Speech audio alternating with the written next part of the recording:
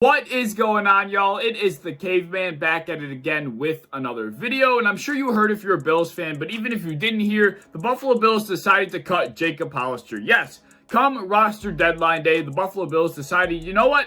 We don't need you anymore, Jacob Hollister, and that was a move that shocked a lot of people. And I think this move is going to prove to be a very massive mistake in the near future, and I'm going to tell you why in just a second. Before I do that, you guys know the drill around here. Mott's applesauce, if you're ever hungry, thirsty, whatever it might be. Mott's applesauce will satisfy whatever satisfying you're looking to satisfy. You have the Caveman guarantee. I promise it will never fail you.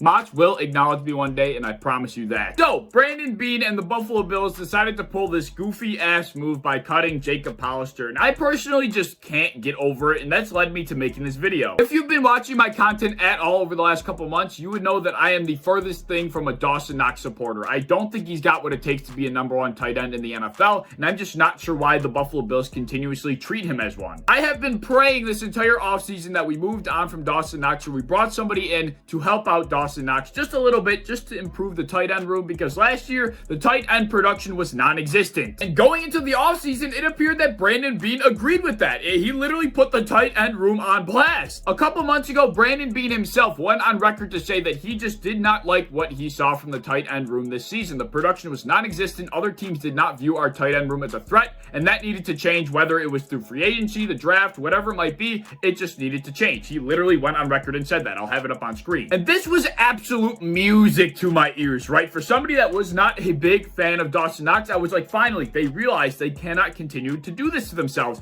And I was on the Zach Ertz hype train I've been on the Zach Ertz hype train for a long time now. I realize that that dream is dead, but that's what I was hoping for at the time. But instead, the Bills decided to stay conservative, and they brought in tight end Jacob Hollister from the Seattle Seahawks. He also happens to be a former teammate of Josh Allen's over in Wyoming. When we brought in Jacob Hollister, even though he wasn't Zach Ertz, I was content with it. I was glad that we were looking to improve the tight end room. I was just happy that we brought in somebody that could compete with Dawson Knox, somebody that could split time with Dawson Knox, somebody that just would take time away from Dawson Knox being the #1 primary tight end. But most importantly, we brought in somebody with solid NFL experience that could help the tight end room produce on a more consistent basis. That was the most important thing. That was what Jacob Hollister was brought in to do. I am somebody that thinks that tight end production is extremely imperative to an offense's success, and going into this offseason, I thought Beane agreed with that. But I guess come roster deadline day, Beane had completely changed his mind. He was like, you know what? I like the guys we got. We don't need you anymore, Jacob Hollister, and bye-bye, Jacob Hollister.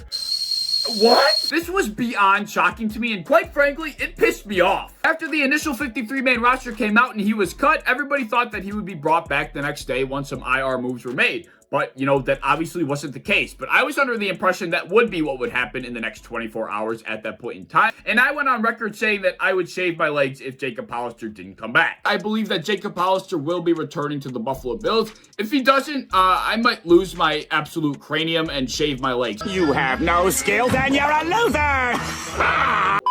I'm sorry, but absolutely screw that, because I only said that just under the impression that there was no absolute chance in the world of hell that would ever happen. But here we are, Jacob Hollister's gone. So I'm just gonna make this video instead of shaving my legs, because the constant undervaluing, the underprioritization of the tight end room here in Buffalo is going to be something that I believe is going to bite us in the ass down the road. So why was cutting tight end Jacob Hollister such a piss poor move for the long run for the Buffalo Bills? Let me explain to you why. Reason number one is exactly what I was just explaining to you. Now that Jacob Hollister is gone, that means Dawson Knox is the primary #1 tight end, and there's no ifs, ands, buts about it. That's just how it is. Dawson Knox is going to be getting tight end 1 attention. I don't know about you, but I don't think Dawson Knox has done nearly enough to deserve tight end 1 attention in the NFL. I don't think he's a tight end 1. He needs somebody else in this room to be next to him, to split time with him. He's not good enough to be the one and only guy. I'm sorry. And yes, I understand that tight ends develop extremely slow in comparison to other positions on the football field, and I understand that Dawson Knox has a tremendous amount of potential, so people don't want to give up on him. I understand that, but, you know, we're talking about the Buffalo Bills here. We have one of the best development systems in the entire NFL. In my opinion, I think it's next to inexcusable that Dawson Knox has shown little to no visible improvement from year 1 to year 2 and still be treated as a tight end 1 with next to no competition. I think he has not done enough to deserve that. I think he needs some help. I understand that he has potential, but, I mean, why are we acting like he's done anything to earn the position he's got right now? He's not done shit. Reason number 2 is the fact that we are relying on Sweeney to be our second tight end. Sweeney. Y'all know who Tommy Sweeney is because nobody did last year because the dude didn't play all season. The dude is a 7th round draft pick and he missed a tremendous amount of time last year and he's got next to 0 NFL experience. We are going into the 2021 NFL season with Super Bowl expectations and our second tight end is Tommy Sweeney, who has literally 0 NFL regular season experience, let alone playoff experience, let alone Super Bowl experience. I mean, this is the guy we're going with here. Funny enough, the guy that we just cut in Jacob Hollister that is being replaced, essentially replaced by Tommy Sweeney, has not only regular season experience, not only playoff experience, but Super Bowl experience on top of it. If you were not aware, you're about to find out. Jacob Hollister was with the New England Patriots in 2017 and 2018 when they went to back-to-back Super Bowls. Jacob Hollister was on that roster. Even though his impact was pretty minimal, he was still there. You know, he was with a team that made it that far. That is valuable experience. But no, we stuck with Tommy Sweeney. 0 NFL experience whatsoever to be our second tight end on this roster. Not to mention the dude probably has a high chance of getting hurt once again. Then what do? Reggie Gilliam? I mean, come on. Jacob Hollister brought a ton to the table. Jacob Hollister was here. He was ready to bring depth. He was ready to bring production. And we just let him go. And hell, what happens if, Dawson Knox gets hurt? And then we're left with Tommy Sweeney and Reggie Gilliam. The tight end room is going to be up in flames if anybody gets injured. This just one of the many reasons why this decision just doesn't make any sense whatsoever. And reason number 3 as to why cutting Jacob Hollister was such a bad move was because of the principle that the Buffalo Bills are displaying. What principle, you may ask? Well, the principle of the tight end position just not being important. The tight end position just not being prioritized the way it should be. I've been seeing a lot of beat reporters over the last couple days trying to make sense of this move by the Buffalo Bills to the public, saying things like, this is just a humongous confidence boost to Dawson Knox and Tommy Sweeney. If they believe in those two guys, we should believe in them, which I guess. Or other explanations saying how Emmanuel Sanders potentially could play like a tight end role by sitting in zones like a tight end would, getting open how tight ends would, which I guess another thing that I can hear out, but I'm just not buying. And Brandon Beane actually came out himself and pretty much downplayed the importance of tight end by saying that we needed to make a sacrifice somewhere else if we wanted to keep the defensive linemen that we kept, and tight end, I guess, was the place to make the sacrifice. And I guess if we're not going to use the tight ends, it makes sense. But not using the tight ends is the biggest problem here. To me, that just goes to show how prioritized the tight end is on this team. It's pretty much at the bottom in terms of listing prioritization. I mean, it's literally just apparently not that important. To me, if you haven't figured it out yet, that's just not okay. Tight ends need to be utilized. They need to be focused on. They need to be a threat to the opposing defense. Let me show you something I made. This is the bread and butter of this entire video. The bread and butter of my entire theory of importance to tight ends on successful rosters. I took it upon myself to list each and every team that was involved in every Super Bowl matchup dating back to 2011. So 20 Super Bowl teams right here on screen, 10 winners, 10 losers. We got the tight ends on each respective team and how they contributed in that given season. We'll also see the total tight end yardage for each respective team in comparison to the total passing yardage that that team had in that given season. And the percentage that you're seeing on the far right represents the percentage total of the amount of tight end yards that got taken out of the passing yard total for that team in that year. So for the sake of example, let's say a team throws for 4,000 passing yards in a given season and 1,000 of those yards come from tight ends. That would mean the percentage of yards from tight ends would be 25% out of the total team's passing yardage, if that makes sense. The team listed first per year is the team that won the Super Bowl. And one other disclaimer that I want to make, I did not list each and every single tight end on every single roster because some tight ends were on the roster, they only had like 35 yards that year. I didn't include any tight end on any of these rosters that had under 100 yards because that was just minimal impact. I'm not going to include them on a list like this. Even still, if I did add them, that would only help my argument out, but I just decided not to add them because their impact was obviously minimal if they had under 100 yards that year. Anyways, I just want you to take a gander at that list. Do you notice anything? There are quite a few things that I want to mention on this spreadsheet, starting with the highlighted percentages. The red highlighted percentage belongs to the 2018 Los Angeles Rams, who had the lowest tight end contribution rate at 14%. The green highlighted percentage belongs to the 2011 New England Patriots, who had that deadly dynamic duo in Aaron Hernandez and Rob Gronkowski. I didn't mean to say deadly. That was a complete brain fart. But anyway, let me get back on track. The 2011 New England Patriots obviously had a high tight end contribution rate because they had those two, so they were at 44%. That's why they get the green. The 2018 Los Angeles Rams get the red. Also, all these percentages are rounded out properly. That's why they're all flat percentages. There's no decimal points here because I just rounded them out, and they are all rounded properly, I promise. Moving on, only 5 out of the 20 teams that you're seeing on screen had less than a 20% tight end contribution rate. And funny enough, out of the 5 teams that had less than a 20% contribution rate from their tight ends, only 2 of them won a Super Bowl. Only 2. But wait, I got a lot more for you. The average tight end contribution rate for a team that simply simply made the Super Bowl rounded out to about 25%. 1/4 of an average Super Bowl team's yardage over the last 10 years comes from tight ends. I mean, that's a lot. That's a big freaking chunk. So let's take it another step further. What about the percentage of contribution from the tight ends for only the Super Bowl teams that won?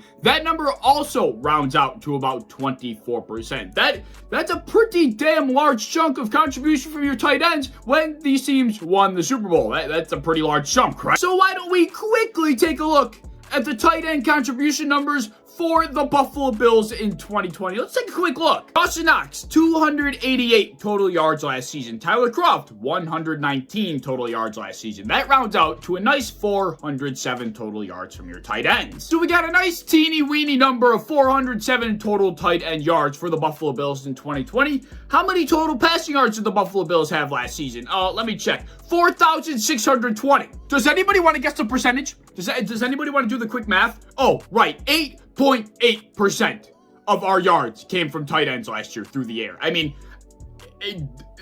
that 8.8% rounds out to a dandy 9%, and the average team that simply makes the Super Bowl was over double that percentage. That's ridiculous. The average team that makes a Super Bowl is over double of what the Bills had last season. I mean, that is just, it's putrid. It's disgusting. It's embarrassing. It needs to be fixed. Our contribution from the tight ends is so embarrassingly pathetic compared to championship rosters over the last 10 years. It's just not even comparable. I mean, we have the least amount of yards coming from that room. The percentage is extremely small. We don't even have a run game to support it with. Our defense is in top 5 like some of the defenses on this list. I mean, you would think the tight end room would be producing more for the way that we were playing football last year. And yet we sat this offseason and did absolutely shit. We did jack shit. We laid an egg and did nothing to improve the tight end room. We did, but then we cut him and we cut Hollister. I just don't know how you can expect to roll with the same guys that you had last year and expect it to be any different. I mean, hell, I would even argue that the tight end room got worse. I'm taking Tyler Kroft over Tommy Sweeney any day of the week. I don't know about you, but I could argue that our tight end room got worse. How am I expecting that 9% that we had in 2020 to go up to the 23 or 24% that all these other teams averaged over the last 10 years?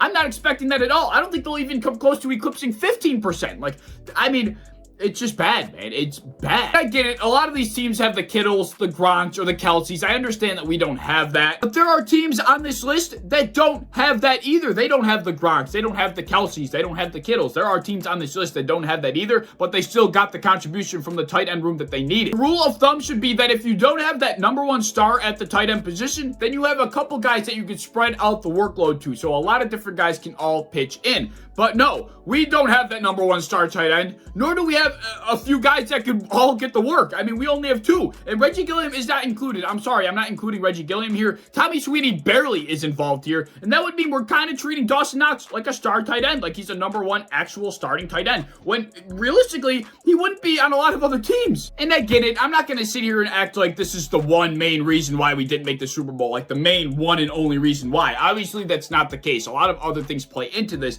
but we cannot continue to act like this isn't a continuous issue with this roster. So you would think, as far as our pass catchers go, we would want to make sure that we have as much wealth and depth to go around at all those positions, not just wide receiver, but tight end as well. And for some reason, it's just not a thought that crosses their mind. Just don't buy the idea of the wide receivers being a substitute for that. Yeah, I get it. We have great and deep wide receivers, right? We do. But that does not substitute tight ends. That doesn't mean we just don't have to address the tight end room. It should be addressed at the same level. I don't know, man. I understand there's a lot of different things that play into a Super Bowl roster. I just think this is a main ingredient to it, and we're not treating it as such. And I think it's going to be a big mistake down the line. Let me know any thoughts you might have down in the comment section below. Am I crazy? Am I overvaluing the tight end? Any thoughts you might have? Maybe I opened your eyes to something new. I don't know. That was my goal at the end of the day. If you enjoyed the video, as always, please like, subscribe, do all the fun stuff. If you want to hit the bell to be notified when I upload, I would appreciate that. If you want to go over to Twitter, follow me over there. I would appreciate that as well. I'm a part of the Built in Buffalo content creation team. If you enjoy Buffalo Bills content, be sure to follow and subscribe to us